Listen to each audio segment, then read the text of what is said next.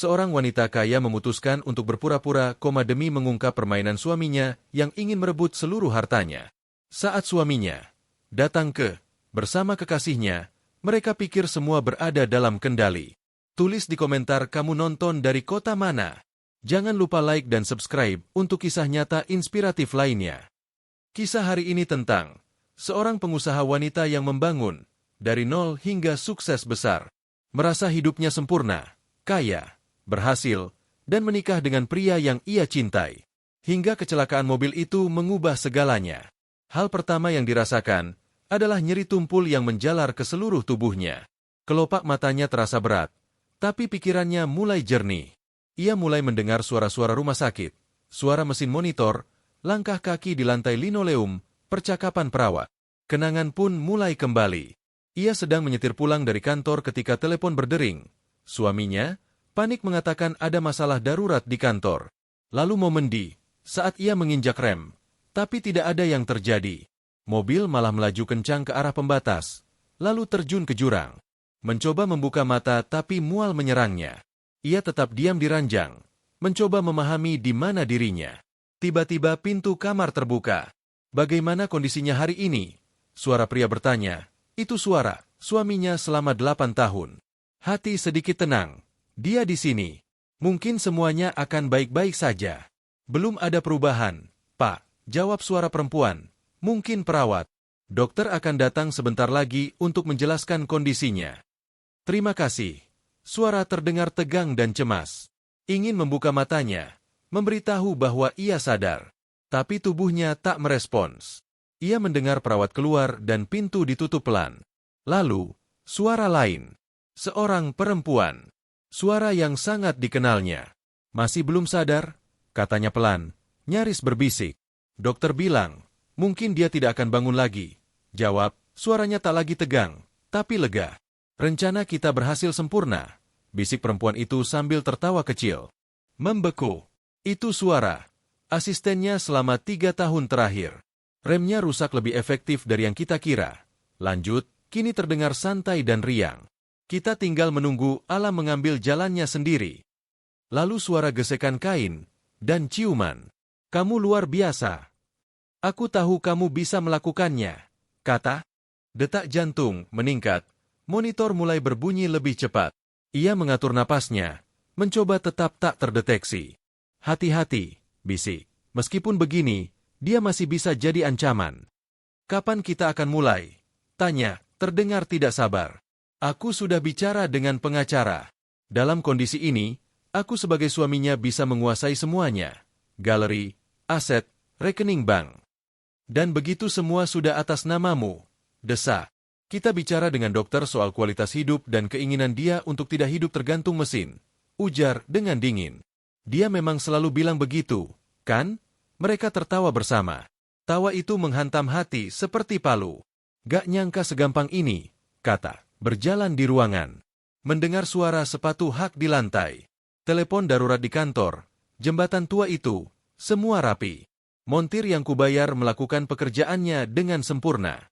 Dia memotong selang rem tepat sesuai rencana. Cukup agar mobil tak akan berhenti saat benar-benar dibutuhkan. Dan saat mobil terguling di dasar jurang, tak seorang pun akan mencurigai lebih dari sekadar kerusakan mekanik biasa. Perut mual. Ini bukan kecelakaan. Suaminya mencoba membunuhnya. Dan asistennya sendiri adalah kaki tangannya. Kamu pikir ada yang curiga? Bisik. Siapa yang akan curiga? Terkekeh pahit. Semua orang pikir kita pasangan sempurna.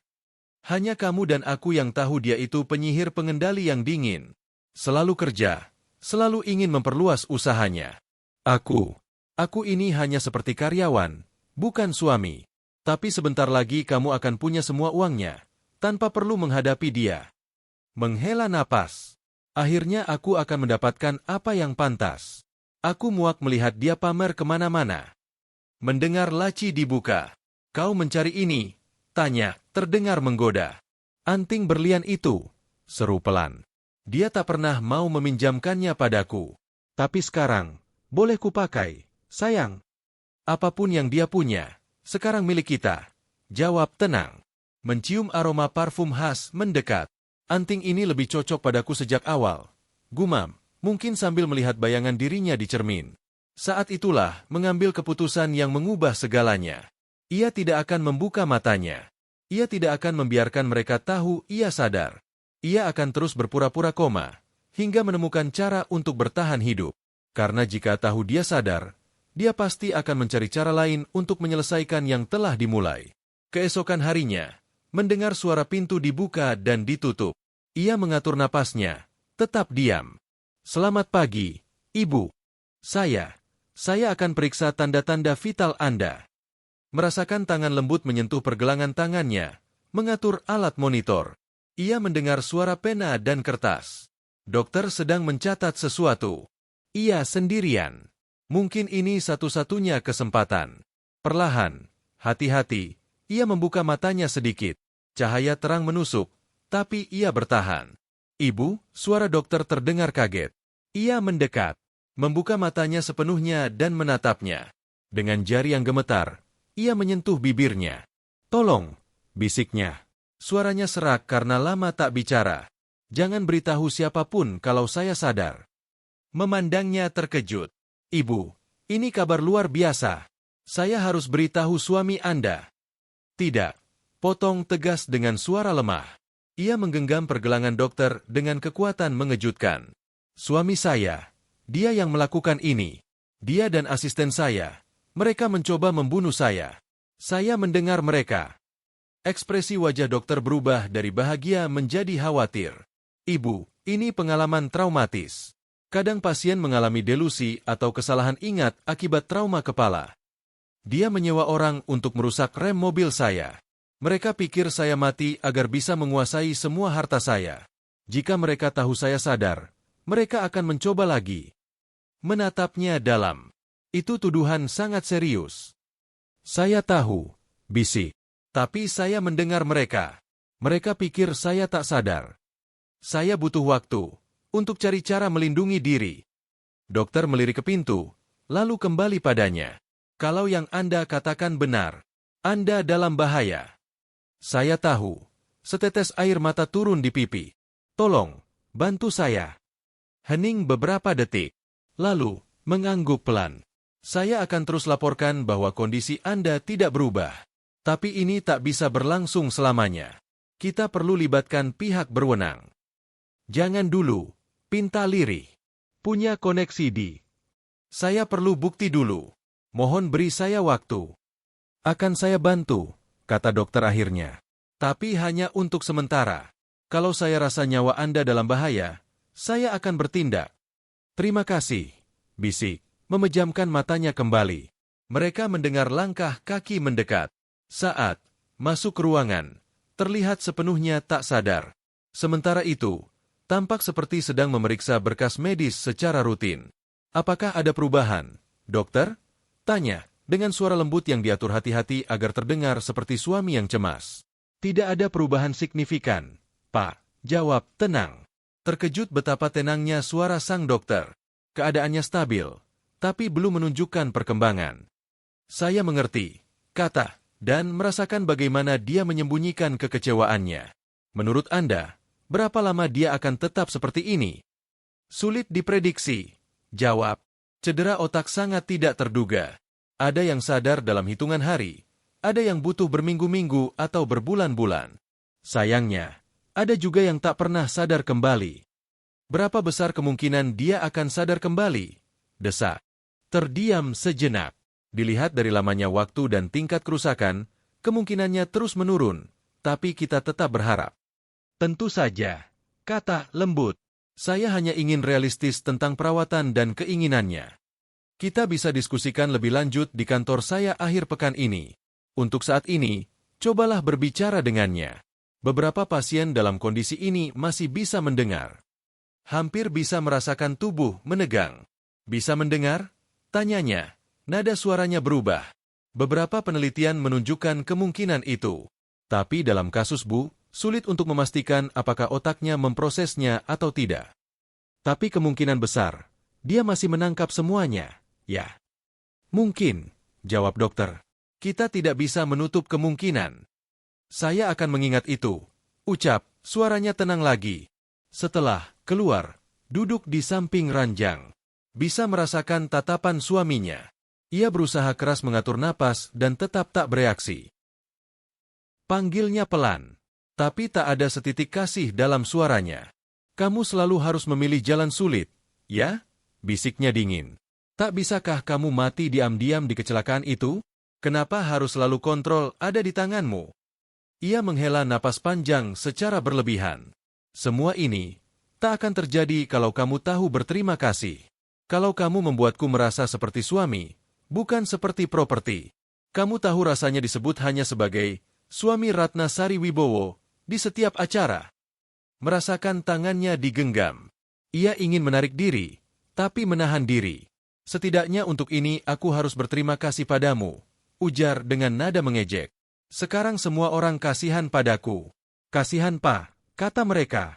Dan tak ada yang keberatan kalau aku ambil alih semua urusan. Perlahan, kerajaanmu sudah jadi milikku. Dia menjatuhkan tangan istrinya keranjang dengan sikap acuh. Jauh lebih cocok untukku. Dia tahu bagaimana bersikap sebagai seorang wanita. Oh, dan dia 10 tahun lebih muda. Pernah ku bilang itu padamu. Merasakan dia berdiri, lalu membungkuk mendekat. Hanya antara kita berdua, bisiknya di telinga. Semoga kamu bisa mendengarku. Semoga kamu tahu semua yang terjadi. Tapi tak bisa melakukan apa-apa. Itu keadilan yang sempurna.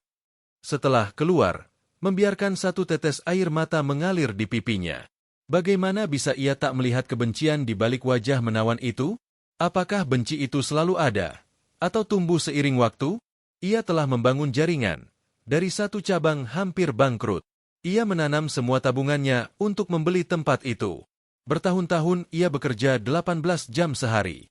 Hingga akhirnya, jaringan itu menjadi 3 cabang sukses di berbagai wilayah. Muncul saat kesuksesan mulai menampakkan diri. Perhatian dan dukungannya, atau yang kira sebagai dukungan, telah memikatnya. Tapi kini ia sadar, tak pernah bangga akan kesuksesannya. Dia hanya menunggu waktu yang tepat untuk merebut semuanya. Dalam beberapa hari ke depan, akan mengetahui lebih banyak kenyataan pahit tentang keadaannya. Datang menjenguk setiap hari. Di depan staf, dia berperan sebagai suami setia yang hancur. Tapi saat sendirian, topengnya jatuh. Ia sering membawa Intan Lestari bersamanya dan berbicara terang-terangan seolah Ratna Sari Wibowo tidak bisa mendengar apapun. Alih kepemilikan properti di pusat hari ini sudah selesai, kata Bagas Aditya Wibowo saat salah satu kunjungannya.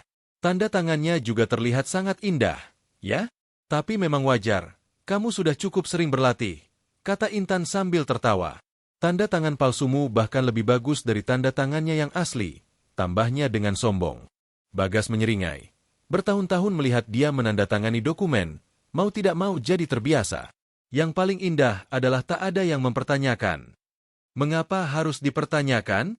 Semua orang tahu bahwa saat seseorang dalam kondisi begitu, akulah yang mengurus semuanya. Pikiran Ratna bergemuruh. Bagas meniru tanda tangannya, mengambil alih hartanya. Sudah berapa banyak yang dicuri? Berapa properti yang sudah berpindah tangan? Lalu bagaimana dengan galeri-galeri? Bagaimana dengan galeri? Tanya Intan, terutama yang besar itu. Masih bermasalah, kata Bagas. Orang yang bernama Yusuf Maulana itu masih menghambat. Dia menolak beberapa perubahan. Dia itu kepala operasional, kan? Ya. Sudah kupecat. Tapi dia masih mengganggu, mempertanyakan keabsahan dokumen, menyarankan pendapat kedua tentang kondisi Ratna. Dia terlalu setia pada wanita itu. Tak bisa kau singkirkan sepenuhnya. Belum. Dia terlalu tahu bagaimana perusahaan bekerja. Aku harus tahu lebih banyak dulu sebelum bisa menyingkirkannya total. Tapi sebentar lagi. Dalam hati, Ratna merasa secercah harapan. Yusuf masih mempertanyakan apa yang terjadi. Masih setia. 5 tahun lalu, saat dia diterima kerja, Ratna sudah menyadari kejujuran dan kecerdasannya. Mungkin dia bisa jadi sekutu. Saat minggu itu berlalu, suatu hari Ratna mendengar suara pertengkaran di luar kamarnya. Sudah kubilang kau tak boleh mengunjunginya, kata Bagas dengan marah. Saya sudah bekerja dengan Ratna selama 5 tahun, Tuan Wibowo. Suara pria menjawab. Itu suara Yusuf Maulana. Saya hanya ingin melihat keadaannya. Minggu lalu pun kau tanya, keadaannya sama. Tak sadar, tak ada respons. Dokter bilang harapan sangat kecil. Tapi kenapa tak bisa sekadar menjenguk? Saya hanya ingin tahu kabarnya. Desaknya Yusuf. Suara Bagas berubah pura-pura sedih. Aku mencoba menerima kenyataan, tapi kunjungan orang-orang lama membuatnya makin sulit bagiku. Hanya 10 menit, kata Yusuf memohon. Itu. Bagas terdiam sesaat, lalu menyerah.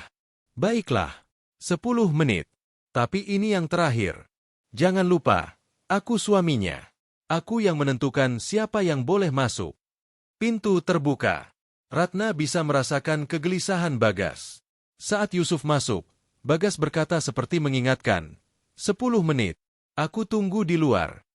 Pintu tertutup. Yusuf mendekati ranjang. Halo, Ratna, katanya lembut. Suaranya jauh dari sikap dingin Bagas saat sendirian. Ratna sangat ingin memberi tanda, sangat ingin menunjukkan sesuatu. Perusahaan tidak berjalan baik, lanjut Yusuf. Bagas membuat banyak perubahan, menjual properti, memecat banyak orang yang sudah bekerja bertahun-tahun. Ia menghela napas. Aku mencoba menghentikannya. Aku bilang padanya kau tak akan setuju. Tapi sekarang katanya dia punya surat kuasa. Yusuf mendekat sedikit. Ada yang tidak beres. Setelah kecelakaan itu, dia langsung ambil alih semuanya. Aku mulai bertanya-tanya. Mungkin terlalu banyak. Kemarin aku dipecat. Amarah membuncah dalam diri Ratna. Yusuf adalah tulang punggung operasi itu. Satu-satunya yang bisa dia percaya sepenuhnya. Aku tidak peduli soal pekerjaanku, lanjut Yusuf. Aku sedih melihat apa yang terjadi pada semua yang kau bangun. Suaranya melembut. Dan padamu. Laporan polisi soal kecelakaan disederhanakan. Tak ada penyelidikan rinci tentang rem yang rusak. Hanya disebut kesalahan mekanis. Setetes air mata jatuh dari pipi Ratna. Tak bisa ia tahan. Ratna? Suara Yusuf berubah, seolah sadar sesuatu. Kau bisa dengar aku? Ratna. Ia ingin membuka mata, ingin bicara. Tapi bagaimana jika Bagas kembali? Bagaimana jika mereka sedang diawasi? Detak jantungmu meningkat, kata Yusuf dengan nada bersemangat. Dan air mata itu. Ratna, kalau kau bisa dengar aku janji akan cari tahu semuanya. Saat itu juga, pintu terbuka kasar. Waktunya habis, kata Bagas dingin seperti es. Aku hanya berpamitan, kata Yusuf Maulana. Tapi suaranya kini terdengar mantap, seolah mendapat kekuatan baru. Cukup sudah. Jangan pernah datang ke sini lagi. Yusuf, kau tak diizinkan berada di sini lagi. Setelah Yusuf pergi, Bagas Aditya Wibowo mendekati tempat tidur Ratna Sari Wibowo dan bergumam sinis. Pegawai setia, katanya harus ikut campur dalam segala hal. Tapi tenang saja, istriku tercinta, dia tidak akan jadi masalah lagi. Pikiran Ratna berputar cepat. Ia harus mencari cara untuk berkomunikasi dengan Yusuf. Tapi bagaimana? Harus ada cara agar Bagas tidak menyadarinya.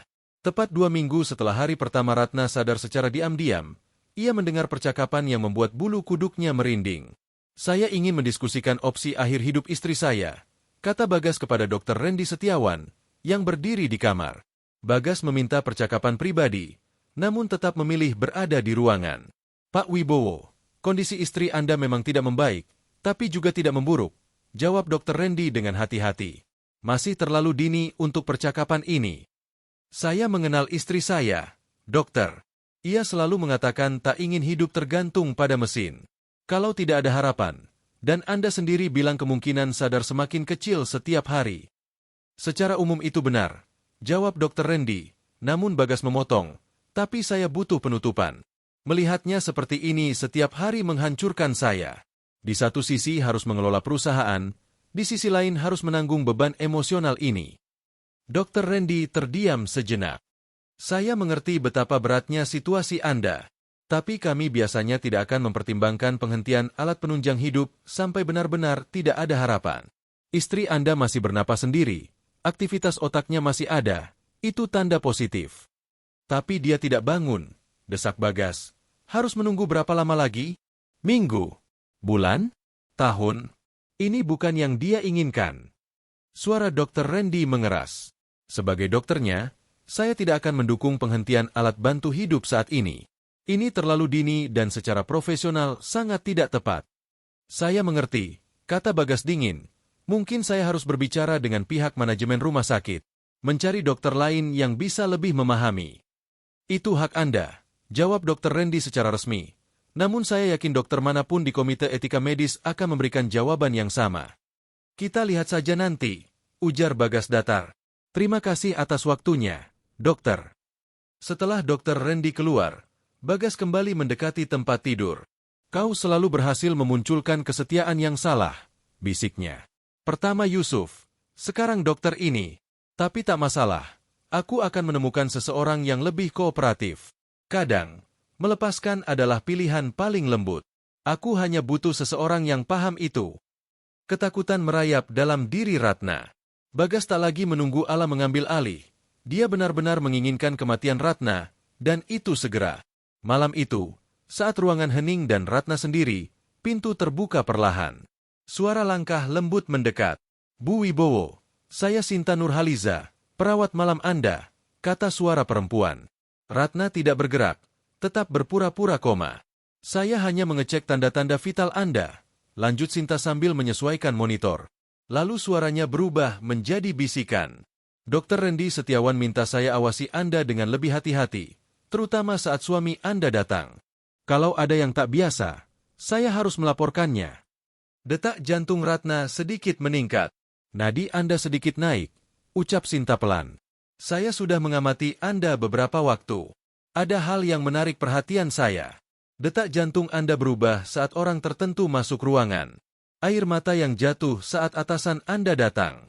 Ketegangan di wajah saat suami Anda hadir. Sinta membungkuk mendekat. Bu Wibowo, kalau Anda bisa mendengar saya, ketahuilah bahwa Anda tidak sendiri. Dr. Randy juga punya kekhawatiran. Begitu juga saya. Kalau Anda bisa mendengar, tolong beri saya tanda. Kedipkan mata. Ratna ragu. Bisakah ia percaya pada perawat ini? Bagaimana kalau ini hanya jebakan dari Bagas? Suami Anda tidak di sini, ucap Sinta seolah membaca pikirannya. Hanya ada kita berdua di sini. Tolong, kalau Anda bisa mendengar saya, beri saya satu tanda, bisik Sinta Nurhaliza. Dengan cesaret yang terkumpul, Ratna Sari Wibowo perlahan membuka matanya. Sinta terkejut, matanya membelalak. Anda sadar, bisiknya.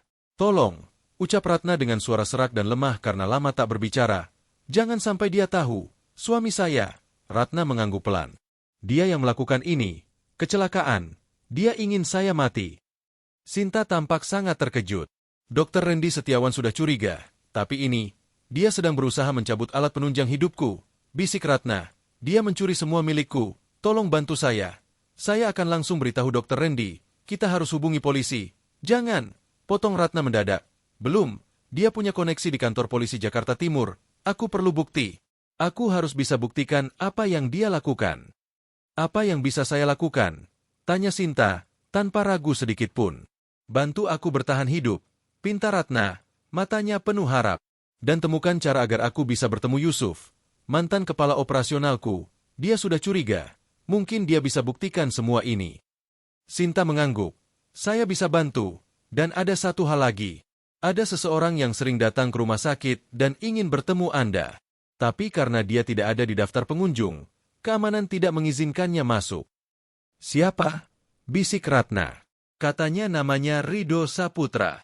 Dia bilang saat mobil Anda jatuh dari jembatan Ciliwung Lama, dia ada di sana. Dia yang menyelamatkan Anda sebelum mobil meledak. Tapi suami Anda bilang ke semua orang bahwa Anda diselamatkan oleh layanan darurat. Lelaki ini bersikeras bahwa dia yang menyelamatkan Anda. Dalam diri Ratna, muncul kilasan ingatan, tangan kasar yang menariknya dari reruntuhan, wajah berjanggut yang membungkuk, suara yang berkata, bertahanlah. Temukan dia, bisik Ratna. Dengan susah payah, tolong, saya akan lakukan, janji Sinta. Sementara belum ada orang, saya juga akan bantu Anda pulih. Kalau suami Anda benar-benar merencanakan seperti yang Anda katakan, Anda harus siap. Untuk pertama kalinya sejak terbangun dari mimpi buruk ini, Ratna merasakan secercah harapan. Ia tak lagi sendiri. Kini ia punya sekutu. Yang harus dilakukannya hanyalah bertahan cukup lama untuk mengungkap kebenaran. Keesokan paginya, saat Ratna sendirian, Sinta masuk membawa tas olahraga kecil. Selamat pagi, bisiknya, memastikan pintu tertutup rapat. Saya bawa beberapa alat untuk bantu terapi fisikmu. Ratna membuka matanya. Kemampuan untuk melakukannya dengan aman masih terasa seperti keajaiban baginya. Ada kabar tentang Ridho? Tanyanya. Sudah kutemukan, kata Sinta sambil mengeluarkan dumbbell kecil dan pita resistensi dari tasnya. Dia tinggal di bawah jembatan tempat kecelakaan terjadi. Sepertinya dia merasa bertanggung jawab atasmu. Bagaimana kamu menemukannya? Aku tanya ke panti sosial karya mandiri tempat aku jadi relawan. Ternyata dia kadang datang untuk minta makanan. Sinta menopang punggung Ratna dan membantunya perlahan duduk. Malam ini setelah shiftku, aku akan bertemu dia. Besok malam, saat lantai ini sepi, aku akan membawanya ke sini. Terima kasih, ucap Ratna dengan tulus. Bagaimana dengan Yusuf? Itu lebih sulit, kata Sinta. Suamimu sudah beri instruksi khusus ke keamanan. Yusuf dilarang masuk ke rumah sakit. Tapi aku punya ide. Sinta menunjukkan cara Ratna memegang dumbbell kecil. Pertama, kita latih otot-otot tanganmu. Kau kehilangan banyak massa otot karena tidak bergerak. Sambil melakukan latihan ringan, Sinta menjelaskan rencananya. Aku punya teman yang kerja di galeri utama. Lewat dia, aku bisa kirim pesan ke Yusuf. Kalau kita bisa atur pertemuan di luar rumah sakit, mungkin dia bisa temui kamu tanpa diketahui suamimu. Ratna meringis karena nyeri otot, tapi tetap melanjutkan latihan. Bagas makin agresif soal menghentikan dukungan hidupku, katanya. Dokter Randy menentangnya, ujar Sinta dengan suara menenangkan. Dia sedang kumpulkan semua bukti perkembangan positifmu. Dia menyusun berkas penolakan resmi untuk menahan keputusan itu. Tapi, suamimu sangat gigih. Dia bilang ke semua orang kalau dia hanya ingin memenuhi keinginanmu. Sinta dengan hati-hati mengulurkan lengan Ratna. Dia sangat meyakinkan. Bahkan sebagian staf mulai bersimpati padanya. Dia memang selalu ahli memanipulasi orang, kata Ratna dengan getir. Alasan mengapa aku menyadari kebenaran ini begitu lambat adalah karena mereka bekerja dalam keheningan selama beberapa menit. Ratna Sari Wibowo bertahan meskipun rasa sakit dari otot-ototnya yang sudah lama tidak digunakan. Boleh aku tanya sesuatu yang pribadi? Katanya akhirnya. Tentu saja, jawab Sinta Nurhaliza. Kenapa dia melakukan semua ini? Hanya demi uangmu. Ratna menghela napas. Mungkin awalnya begitu. Bagas Aditya Wibowo masuk ke hidupku saat pekerjaanku sedang menanjak. Tampan, perhatian, persis seperti yang kuimpikan. Aku terlalu sibuk membangun perusahaanku sampai tak sadar apa yang sebenarnya terjadi. Dia iri dengan keberhasilanku, dengan kemandirianku. Dia ingin hidup mewah tapi tak bisa menerima kalau itu berasal dari uangku. Suara Ratna mengeras. Lalu dia bertemu asistanku, Intan Lestari. Dia membuatnya merasa kuat, sesuatu yang tak pernah bisa kuberikan. Dari yang kudengar, mereka sudah merencanakan ini lebih dari setahun. Sinta mengangguk. Hidup dengan orang seperti itu sungguh tak terbayangkan. Tahu apa yang paling buruk? Tanya Ratna sambil melepaskan lengannya. Aku tak pernah menyadarinya. Kukira kami bahagia, atau setidaknya tenang. Aku tahu kami menjauh, tapi membunuh. Ratna tertawa hambar. Aku tak pernah menyangka dia membenciku sampai ingin membunuhku. Kita akan menghentikannya, kata Sinta sambil membantunya kembali berbaring. Tapi sekarang kamu harus istirahat. Malam ini aku akan datang lagi untuk terapi. Besok juga akan kubawa Ridho Saputra. Setelah Sinta pergi, Ratna menutup matanya. Kali ini dia tidak berpura-pura. Dia benar-benar beristirahat. Pikirannya lebih jernih dari sejak kecelakaan. Dan bersama kejernihan itu datang tekad. Bagas telah mencoba mengambil segalanya darinya. Tapi dia meremehkannya. Selalu begitu. Malam berikutnya, sesuai janji, Sinta kembali bersama seorang tamu. Saat pintu terbuka, Ratna yang seperti biasa pura-pura tak sadar mendengar langkah dua orang memasuki ruangan. Ini cuma kami, bisik Sinta. Boleh. Kau buka matamu. Saat Ratna melihat ke atas, seorang pria berjenggot panjang dan baju kumal berdiri di samping Sinta. Pria itu menatapnya dengan campuran kaget dan lega. Kamu sadar? Suaranya keras tapi lembut. Ridho Saputra? Ucap Ratna, mengenalinya dari kenangan samar. Kamu yang menarikku keluar dari mobil. Dia mengangguk dan mendekat dengan ragu. Aku tak menyangka kamu akan mengingatnya. Tak sepenuhnya jelas, jawab Ratna jujur. Tapi seseorang berkata, bertahanlah, itu kamu kan? Ya, jawab Ridho gelisah. Jelas tak terbiasa jadi pusat perhatian. Aku tinggal di bawah jembatan itu. Kudengar suara kecelakaan. Kulihat mobilmu jatuh. Saat aku turun, air sudah mengisi mobilmu. Kamu menyelamatkan hidupku, kata Ratna lembut. Ridho mengangkat bahu. Kalau suamimu berniat menghabisimu, kelihatannya dia gagal. Ratna dan Sinta saling pandang. Bagaimana kamu tahu? Tanya Ratna. Aku mengikutinya. Jawab Rido sederhana. Dari awal ada yang aneh, sikapnya setelah kecelakaan. Tidak seperti suami yang nyaris kehilangan istri. Dia bertanya soal kondisimu tapi seperti orang menandai kotak daftar. Lalu beberapa hari kemudian aku mencarimu ke galeri. Galeri? Aku? Tanya Ratna. Kartu nama kamu ada di mobil. Kupikir seseorang harus tahu apa yang terjadi. Tapi saat aku sampai di sana, kulihat dia bersama wanita itu. Intan. Ya? Oh, kata Ratna. Mereka berpelukan, tertawa, seperti sedang berpesta. Itu terasa salah. Mata Rido mengeras. Sejak saat itu aku mengamati mereka. Lalu aku dengar mereka bicara soal rem mobil. Jantung Ratna berdebar. Kamu dengar mereka mengaku mengutak-atik mobilku. Rido mengangguk. Mereka tidak tahu aku ada di sana. Aku sedang mengumpulkan kaleng di dekat tempat sampah belakang galeri. Mereka pikir sedang sendirian di parkiran. Wanita itu, Intan, khawatir tentang penyelidikan polisi. Suamimu bilang jangan khawatir. Dia sudah menyuruh mekanik memotong rem agar terlihat seperti aus biasa. Dia bayar mahal. Rido, seru Ratna panik. Apakah kamu siap untuk memberitahu polisi semua ini? Sinta Nurhaliza bertanya. Rido Saputra ragu sejenak. Aku tidak punya hubungan baik dengan polisi, dan siapa juga yang akan percaya padaku melawan pria kaya? Kalau kita punya bukti, mereka akan percaya, kata Sinta sambil melangkah maju. Rido, kamu dengar bengkel mana yang mereka sebut? Lebih dari itu, katanya. Sambil merogoh saku jaketnya, aku pergi ke tempat rongsokan kampung sawah, tempat mobilmu dibawa. Ia mengeluarkan kantong plastik berisi bagian rem yang rusak. Mekanik memotong hampir seluruh saluran rem tapi menyamarkannya seolah keausan biasa. Masih ada bekas alat di bagian-bagian ini. Seorang ahli forensik bisa membuktikan bahwa ini bukan kecelakaan biasa. Ratna Sari Wibowo memandang benda-benda itu dengan takjub. Aku bahkan tidak tahu harus berkata apa. Jangan bilang apa-apa dulu. Kata Rido sambil meletakkan bagian-bagian itu kembali hati-hati. Kita masih harus memergoki mereka mengaku. Kata-katamu saja belum cukup. Dan benda-benda ini tidak bisa membuktikan siapa yang melakukannya. Sinta meletakkan tangan di bahu Ratna. Ada kabar lain. Aku sudah hubungi Yusuf Maulana. Dia akan menemuiku besok di kafe pinggir Jalan Menteng. Aku bilang ini tentang kamu, tapi tidak semua detail. Bagus, kata Ratna. Pikirannya dipenuhi kemungkinan. Kita harus berhati-hati pada siapa. Kita berbicara dan seberapa banyak. Bagas memasukkan tanda tanganku di dokumen. Yusuf mungkin bisa bantu buktikan itu. Ada lagi yang harus kamu tahu. Kata Sinta ragu. Suamimu datang saat kamu tidur tadi, bersama seorang dokter dari rumah sakit lain.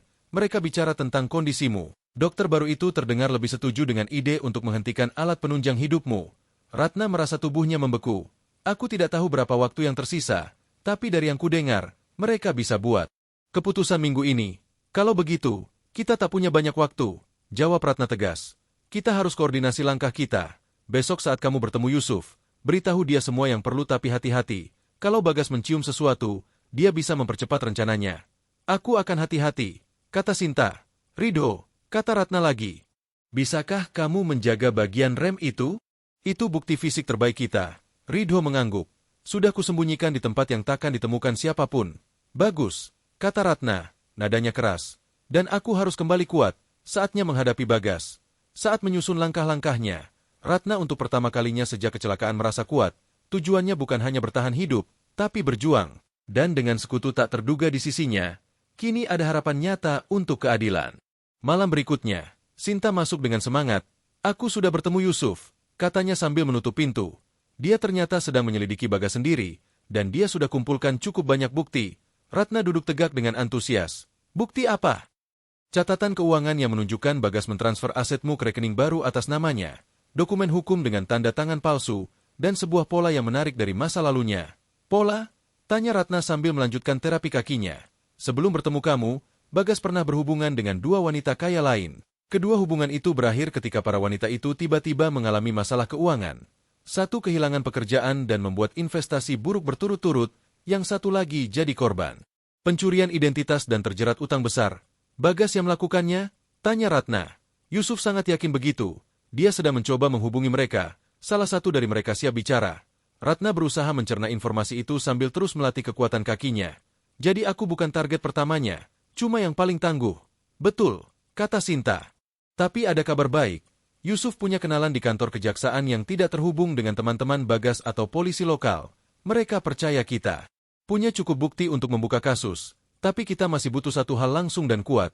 Kita perlu bukti mereka bicara secara eksplisit tentang rencana mereka. kata Ratna serius, dan kita harus dapatkannya segera. Itulah sebabnya Yusuf Maulana membawakannya, kata Sinta Nurhaliza sambil merogoh sakunya dan mengeluarkan alat kecil yang tampak seperti pin hias. Ini alat perekam suara, kita bisa merekam percakapan di ruangan ini diam-diam saat mereka pikir tak ada yang mendengarkan. Apa alat ini benar-benar berfungsi? Tanya Ratna Sari Wibowo sambil memeriksa alat kecil itu. Yusuf bilang kualitas suaranya sangat baik, bisa merekam selama berjam-jam. Tantangannya hanya menyembunyikannya di tempat yang Bagas Aditya Wibowo takkan curigai tapi tetap bisa menangkap suara mereka. Mereka sepakat meletakkan alat itu di bawah laci meja samping tempat tidur Ratna. Titik terbaik untuk menangkap suara dengan jelas. Sekarang kita menunggu, kata Sinta. Kalau mereka bicara sesuatu, kalau tidak, tanya Ratna. Wajah Sinta mengeras. Kalau begitu aku dan Dr. Randy Setiawan harus mengambil langkah resmi berdasarkan kecurigaan kami. Mungkin belum cukup untuk membuktikan kesalahan Bagas, tapi cukup kuat untuk mencegah penghentian alat penunjang hidup. Keesokan harinya Ratna tetap berpura-pura koma. Bagas, Intan Lestari, dan seorang pengacara Arif Hidayat masuk ke kamar rumah sakit. Mereka tampak bersemangat. Semuanya sudah siap, kata Bagas saat masuk. Aku sudah meyakinkan Komite Etika Medis Rumah Sakit Harapan Bangsa untuk rapat besok membahas kondisi Ratna. Dokter spesialis baru juga sepenuhnya sependapat dengan kita. Setelah rapat, berapa lama sampai prosedur itu dilakukan? Tanya Intan. Kalau semua berjalan sesuai rencana, alat penunjang hidup bisa dicabut lusa, jawab Bagas dengan nada puas. Tentu Dr. Randy masih menolak, tapi aku sudah melewatinya. Aku memainkan peran suami peduli begitu meyakinkan hingga membuat semua orang tersentuh. Intan terkikik, kau memang selalu aktor yang baik, dan ini akan segera berakhir. Sayang, kata Bagas, dan Ratna mendengar mereka berciuman. Besok sore semua dokumen akan selesai. Sebagian besar aset besar sudah kualihkan, tinggal galeri. Yang manajer itu, siapa namanya? Yusuf, masih bikin masalah. Sudah tidak terlalu, kata Bagas dengan nada dingin. Aku rekayasa laporan akuntansi di Galeri Pusat Jakarta Selatan. Nanti dia akan diseret atas tuduhan penggelapan dana. Hati Ratna membara. Bagas tak hanya mencoba membunuhnya. Sekarang dia juga ingin menghancurkan reputasi Yusuf dan menjebloskannya ke penjara. Kau pikirkan segalanya, bisik Intan dengan kagum. Itulah mengapa aku mencintaimu. Kecelakaan itu seharusnya sudah menyelesaikan semuanya. Kata Bagas dengan suara tajam, mungkin menatap ke arah Ratna. Tapi ini juga bekerja, bahkan lebih bersih. Tak ada yang curiga pada suami yang membuat keputusan sulit demi cinta. Sampai kapan kita harus terus lakukan kunjungan-kunjungan ini? Keluh Intan. Sampai semuanya selesai. Jawab Bagas, kita harus jaga tampilan. Dan aku benar-benar menikmati obrolan kecil ini, katanya sambil tertawa dingin. Mengaku semua yang kita lakukan padanya dan tahu dia tak bisa berbuat apa-apa. Kau iblis, canda Intan. Tunggu saja. Jawab Bagas. Ayo, kita harus ke kantor pengacara untuk selesaikan dokumen transfer galeri. Begitu jantungnya berhenti, semuanya jadi milikku secara sah. Setelah mereka pergi, Ratna menunggu beberapa menit untuk memastikan mereka tak kembali. Lalu membuka matanya. Alat perekam telah menangkap segalanya. Sekarang mereka punya bukti niat jahat Bagas, pengakuan kecelakaan, dan rencana menjebak Yusuf. Sudah waktunya menjalankan rencana mereka sendiri. Malam itu, Sinta, Yusuf, dan Ridho Saputra berkumpul di kamar Ratna untuk rapat. Strategi terakhir. Rekaman jelas, kata Yusuf setelah mendengarkan. Dikombinasikan dengan bagian rem dari Ridho dan dokumen keuangan dariku, kita punya berkas yang kuat. Tapi kita harus cepat, tambah Sinta. Komite etika akan rapat besok pukul 10. Jika mereka menyetujui penghentian alat, Bagas bisa mencabutnya keesokan harinya. Jadi, apa rencananya? Tanya Ridho sambil menatap mereka. Ratna duduk tegak di tempat tidurnya.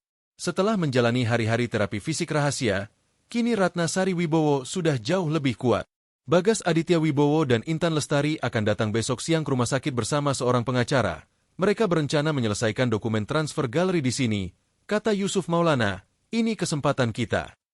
Ia mengangguk tegas. Aku sudah bicara dengan Komisaris Zainab Karacan dari Kejaksaan. Dia sudah lama menyelidiki kejahatan finansial dan diam-diam mengawasi Bagas, tapi belum pernah punya bukti sekuat ini, kata Sinta Nurhaliza. Dia akan ada di sini besok bersama petugas polisi berpakaian sipil. Mereka akan menunggu sinyal dari kita. Ratna menarik napas dalam. Mereka akan mengira aku masih koma saat membicarakan rencana terakhir mereka, dan saat itulah aku akan menunjukkan bahwa aku sadar selama ini. Kamu yakin cukup kuat? Tanya Sinta khawatir. Aku harus yakin. Jawab Ratna mantap. Bagas harus tahu bahwa aku mendengar segalanya dan tahu semua yang dia lakukan. Itu bisa berbahaya, ujar Ridho Saputra. Kalau dia tahu kamu sadar, dia bisa jadi kasar. Itulah sebabnya kalian semua akan ada di dekatku, kata Ratna. Dan Komisaris Zenep Karacan serta timnya juga akan menunggu di pintu. Mereka merampungkan setiap detail rencana. Semua tahu peran masing-masing. Saat para sekutu pergi beristirahat sejenak, Ratna berbaring, pikirannya berputar, besok segalanya akan berubah. Dia akan merebut kembali hidupnya dan menuntut keadilan.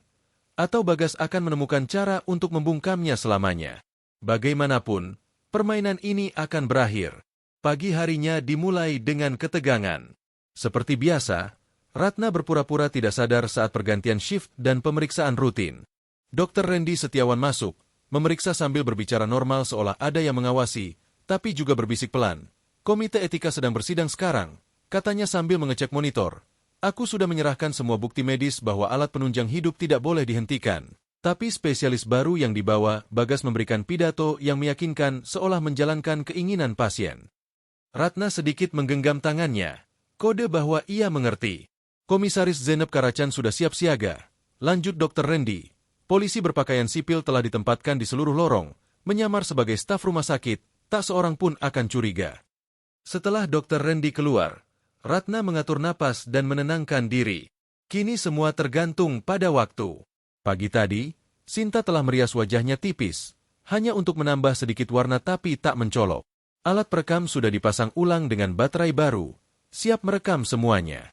Sekitar tengah hari, Sinta masuk diam-diam, memberi kabar, komite etika menyetujui penghentian alat, katanya muram, mereka jadwalkan besok jam 9. Dada Ratna terasa dingin, berarti ini satu-satunya kesempatan kita, katanya. Bagas dan Intan datang jam 14 bersama pengacara, Yusuf dan Rido sudah siaga, kata Sinta, Komisaris Zenep sudah meninjau semua bukti, siap menangkap mereka, tapi rekaman hari ini akan menjadi penentu. Sinta membantu Ratna duduk dan memulai latihan seperti biasa, mempersiapkan dirinya menghadapi konfrontasi besar. Saat Sinta keluar, Ratna merasa setangguh mungkin. Pukul 14 tepat, suara Bagas terdengar di lorong, bersama Intan dan satu suara asing, mungkin pengacara. Ratna kembali ke posisi koma, mata tertutup, napas teratur, wajah tanpa ekspresi. Pintu terbuka. 3 orang masuk. Seperti yang Anda lihat, Pak Pengacara, kondisi istri saya masih sama, kata Bagas dengan nada palsu dan pura-pura sedih. Komite etika telah menyetujui penghentian alat penunjang hidup besok pagi. Saya mengerti, Tuan Gunyeli, kata pengacara. Apakah Anda yakin ini keinginan istri Anda? Tentu, jawab Bagas dengan percaya diri, melontarkan kebohongan berikutnya dengan penuh keahlian. Ratna Sari Wibowo saat satir Uyan Gostermese deher zaman akablirt misti. Harapan tak tersisa, aku tidak ingin tindakan luar biasa. Itu menyakitkan, tapi Bagas Aditya Wibowo bersikeras. Aku hanya memenuhi keinginannya. Baiklah, kata pengacara Arif Hidayat. Sekarang mari kita tinjau dokumen terakhir untuk transfer waralaba. Begitu dokumen ini ditandatangani, semua aset bisnis atas nama Ratna Sari Wibowo secara hukum akan menjadi milik Anda. Ratna mendengar suara kertas dan gesekan kursi, mereka duduk di dekat ranjangnya. Untuk memperjelas, lanjut pengacara, transfer ini didasarkan pada surat kuasa yang diberikan istri Anda sebelum kecelakaan. Benar. Benar. Bohong Bagas dengan wajah tenang. Ratna selalu mempercayakan bisnisnya padaku. Padahal Ratna tak pernah menandatangani surat semacam itu, dan semua orang di dalam ruangan tahu surat kuasa itu palsu, seperti dokumen-dokumen lainnya. Waktu yang sangat pas. Kata pengacara, kalau transfer selesai sebelum prosedur besok, proses warisan akan berjalan jauh lebih lancar. Tepat sekali, jawab Bagas. Ratna selalu menginginkan transisi yang halus. Kata-kata munafik itu membuat darah Ratna mendidih, tapi ia tetap tenang tanpa menunjukkan reaksi. Pengacara mulai membacakan klausul demi klausul. Bagas sesekali bertanya tentang istilah hukum. Ratna mengatur napas, menunggu saat yang tepat. Akhirnya pengacara berkata, ini dokumen terakhir, Tuan Gunyeli. Jika Anda menandatangani di sini, prosesnya selesai. Dengan senang hati, kata Bagas sambil membayangkan dirinya menggoreskan tanda tangan penuh kemenangan. Saat itu, ia merasa rencananya akhirnya rampung. Tapi tiba-tiba, bagaimana jika Ratna Sari Wibowo tiba-tiba sembuh? Tanya pengacara, seperti selipan ringan, hening sejenak. Lalu Bagas tertawa kecil. Dia tidak akan sembuh. Tapi jika seandainya dia sembuh, desak pengacara, dan keberatan, apakah transfer ini bisa dibatalkan? Jangan khawatir, Pak Pengacara, jawab Bagas dengan dingin. Setelah besok pagi, itu tak akan jadi masalah. Saya hanya ingin memperjelas semua kemungkinan, kata pengacara dengan nada profesional. Kecelakaan itu seharusnya sudah membunuhnya. Gumam Intan Lestari kesal. Kalau jalur rem benar-benar terpotong, kita tidak perlu repot hari ini. Intan, bisik Bagas dengan marah. Jangan sekarang. Dia bukan pengacaramu, dan toh dia tidak bisa mendengar kita. Suara Intan mendekat keranjang. Lihat dia, hanya cangkang kosong yang tergeletak di kasur. Pengacara terbatuk. Jelas tidak nyaman. Saya rasa, besok jam segini kita akan benar-benar terbebas darinya, kata Bagas datar. Alat bantu napas akan dimatikan pukul 9. Kata dokter, tidak akan lama setelah itu. Ratna merasa cukup. Inilah saatnya. Ia perlahan membuka matanya dengan sadar dan penuh kendali. Pemandangan menjadi jelas. Bagas dan Intan berdiri di kaki ranjang. Pengacara di dekat jendela mengumpulkan berkas. Ketiganya membelakanginya. Ratna duduk sedikit dan berkata dengan suara lantang dan tenang, "Aku tidak pernah menginginkan ini." Efeknya instan. Pengacara menjatuhkan dokumen dari tangannya. Intan menjerit. Bagas berbalik perlahan. Wajahnya pucat, matanya tak percaya. "Ratna," bisiknya ketakutan. "Surprise," kata Ratna. Suaranya bahkan lebih kuat dari yang dia bayangkan. "Sudah berminggu-minggu aku sadar." Itu tidak mungkin." Bagas tergagap. "Dokter, mereka hanya bilang apa yang kusuruh mereka katakan." Potong Ratna. "Hari kamu dan Intan merayakan keberhasilan rencanamu, aku sadar." Intan perlahan mundur ke arah pintu. Bingung. Dia mengalami kerusakan otak. Dia tidak tahu apa yang dia katakan. "Aku tahu sangat jelas," kata Ratna lantang. "Aku tahu kau mengutak-atik rem mobilku, memalsukan tanda tanganku, mencuri semua asetku, dan merencanakan untuk mematikan alat bantu hidupku besok." Bagas Aditya Wibowo perlahan mulai menguasai dirinya. Keterkejutannya berubah menjadi strategi.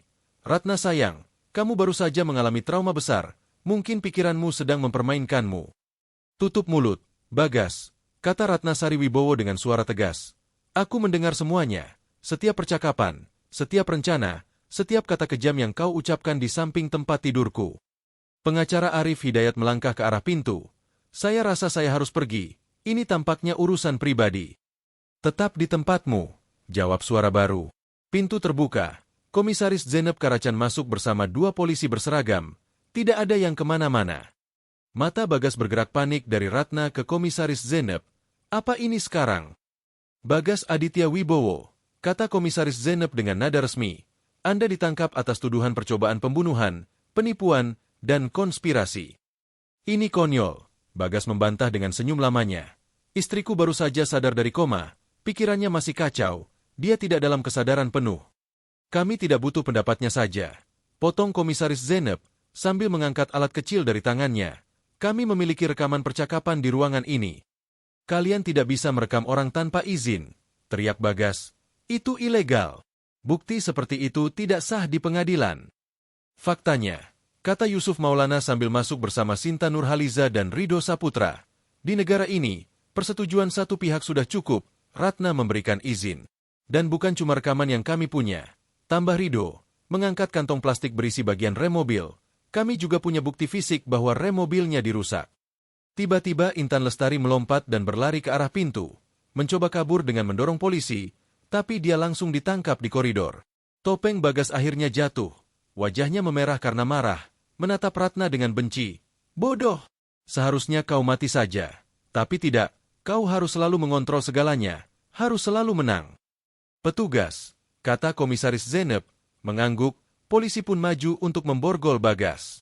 Saat dibawa pergi, ia menoleh dan memelototi Ratna. "Kau pikir ini sudah berakhir? Tidak ada yang kau miliki. Aku keluar dengan jaminan malam ini." Ratna menatap tajam tanpa berkedip. "Aku mendengar semuanya, Bagas, setiap kebohongan dan rencana, dan sekarang semua orang akan tahu." Saat Bagas dan Intan digiring keluar, ruangan menjadi sunyi. Pengacara Arif Hidayat berdiri kikuk di dekat jendela, memegang tas kerjanya.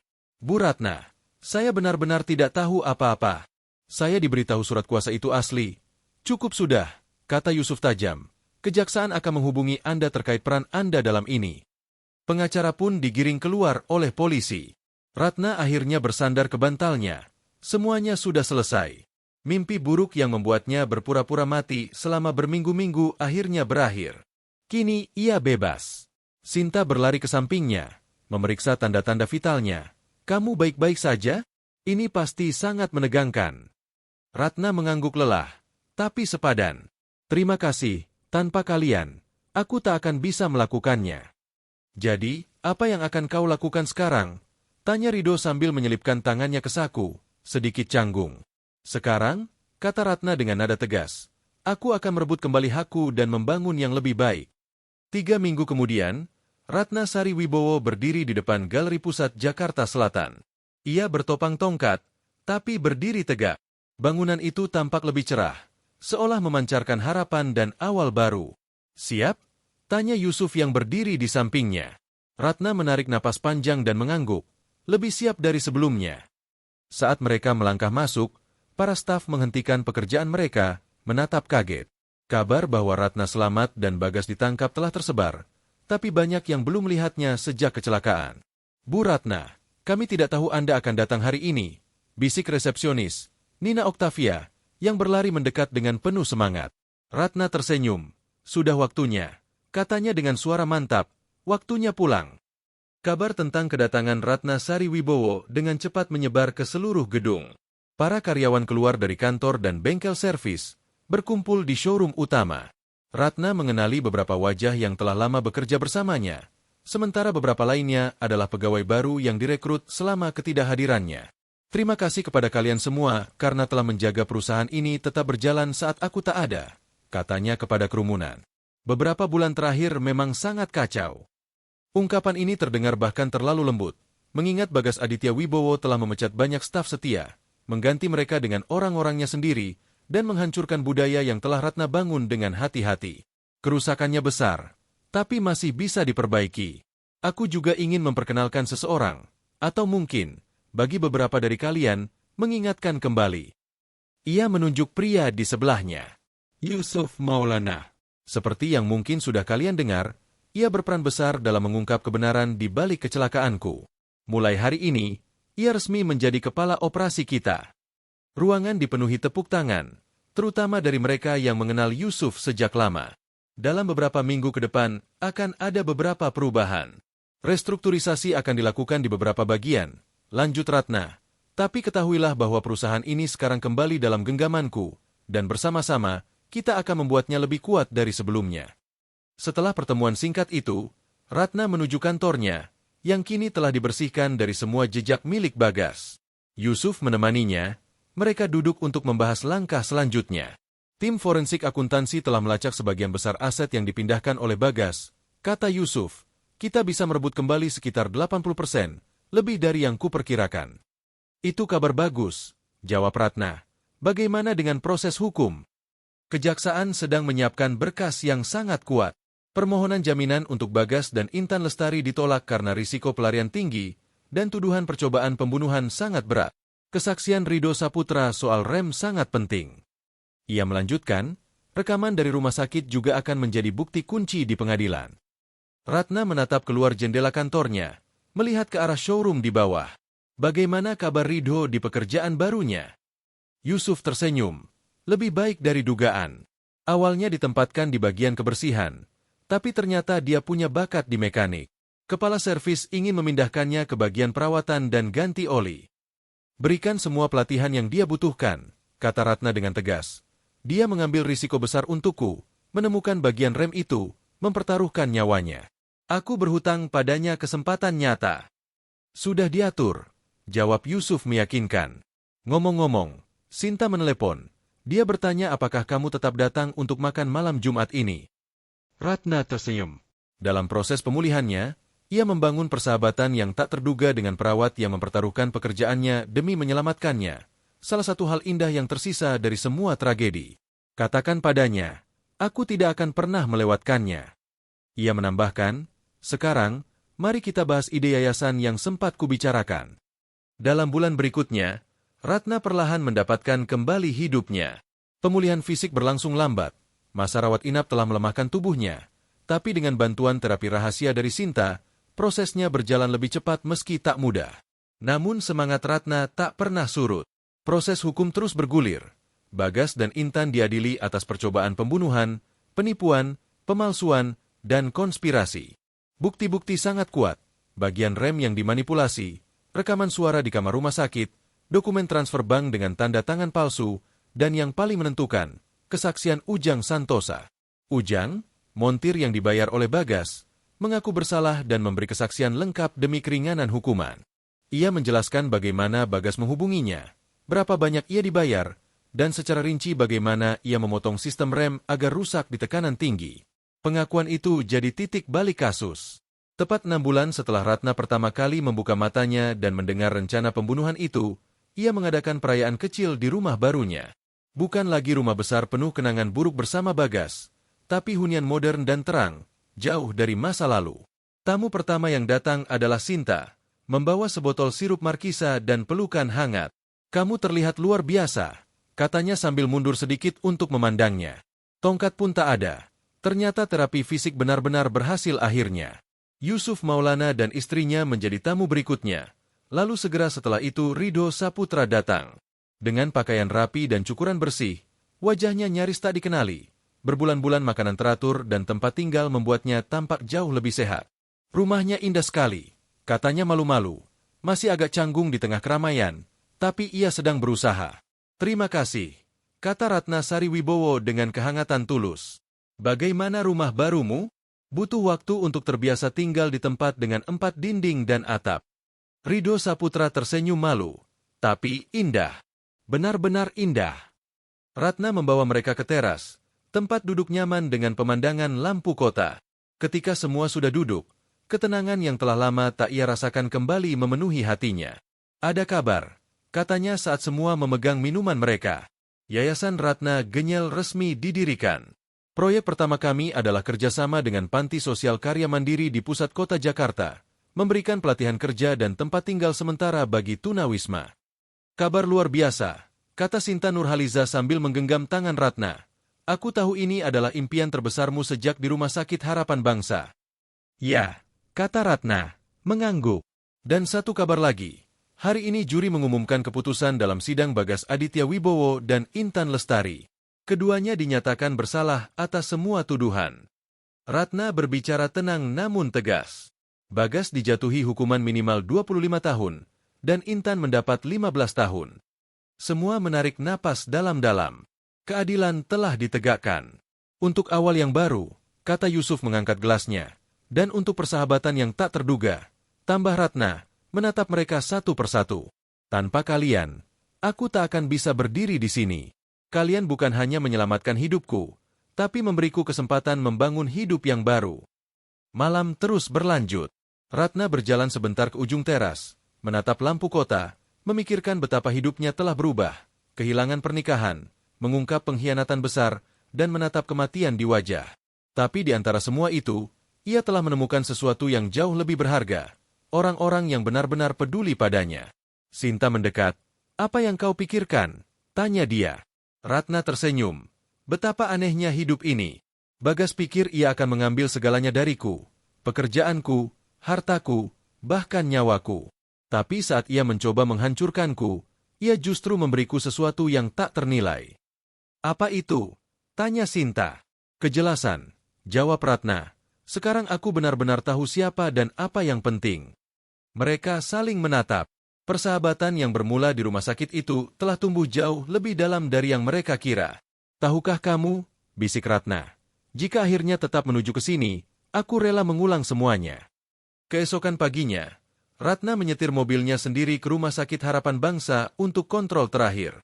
Berjalan di koridor tempat ia pernah menjadi tahanan, hatinya penuh rasa syukur. Tempat itu adalah saksi saat ia runtuh dan bangkit kembali. Dr. Randy Setiawan menyambutnya. "Bu Ratna, senang sekali melihat Anda seperti ini. Bagaimana perasaan Anda?" "Lebih baik dari yang pernah kurasakan selama bertahun-tahun," jawabnya tulus. "Dan cukup panggil aku Ratna." Setelah pemeriksaan lengkap, dokter tersenyum. "Secara fisik Anda telah pulih sepenuhnya. Kondisi kesehatan Anda luar biasa. Dan secara mental, Anda menunjukkan ketahanan luar biasa." "Aku tak sendirian," kata Ratna, tersenyum. "Ada orang-orang baik yang hadir saat aku membutuhkannya." Dokter terdiam sejenak. Sepanjang karierku, belum pernah kulihat yang seperti ini. Seorang wanita berpura-pura koma demi menyelamatkan hidupnya sendiri. Ratna tertawa kecil. Kadang, satu-satunya cara untuk benar-benar hidup adalah berpura-pura mati. Siang itu juga, Ratna meninggalkan rumah sakit untuk terakhir kalinya. Di kursi penumpang ada Sinta. Saat mobil berbelok ke jalan utama, Ratna merasa beban terakhir terangkat dari pundaknya. Mau kemana? Tanya Sinta. Ke depan, jawab Ratna. Hanya ke depan. Maka berakhirlah kisah yang penuh pengkhianatan, perjuangan, dan keadilan ini. Jika kamu menyukai kisah nyata yang menginspirasi ini, jangan lupa untuk menyukai video dan berlangganan kanal kami. Dukunganmu membantu kami membuat lebih banyak kisah nyata yang menyentuh hati. Jika kamu berada di posisi Ratna, beranikah kamu berpura-pura koma demi mengungkap kebenaran? Tulis pendapatmu di komentar. Ingat, kadang kekuatan terbesar muncul di saat tergelap, dan teman paling tak terduga bisa mengubah hidup kita selamanya. Sampai jumpa di kisah berikutnya. Bintang yang bersinar.